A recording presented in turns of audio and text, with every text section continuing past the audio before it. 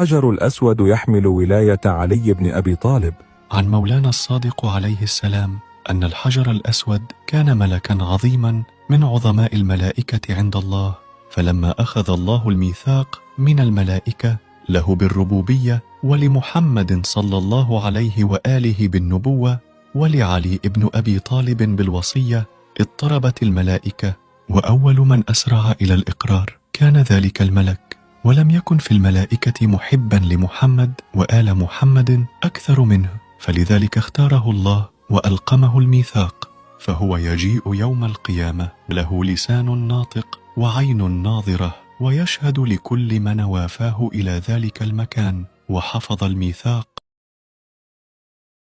بسم الله الرحمن الرحيم، وبه نستعين. اللهم صل على محمد وآله الطيبين الطاهرين وعجل فرجهم الشريف.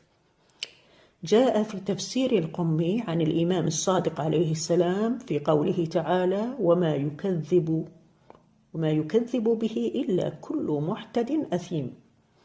قال يعني الأول والثاني، يعني أبو بكر وعمر، كان يكذبان رسول الله صلى الله عليه وآله. وجاء عن القمي في تفسيره في معنى تكذيب الآيات، قال يعني الدافعين لصدق محمد صلى الله عليه وآله في أبنائه، والمكذبين له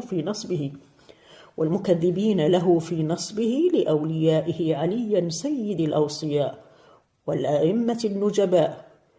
وقال: ومن دفع فضل أمير المؤمنين علي بن أبي طالب عليه السلام فقد كذب بالتوراة والإنجيل والزبور وصحف إبراهيم وموسى وسائر الكتب المنزلة.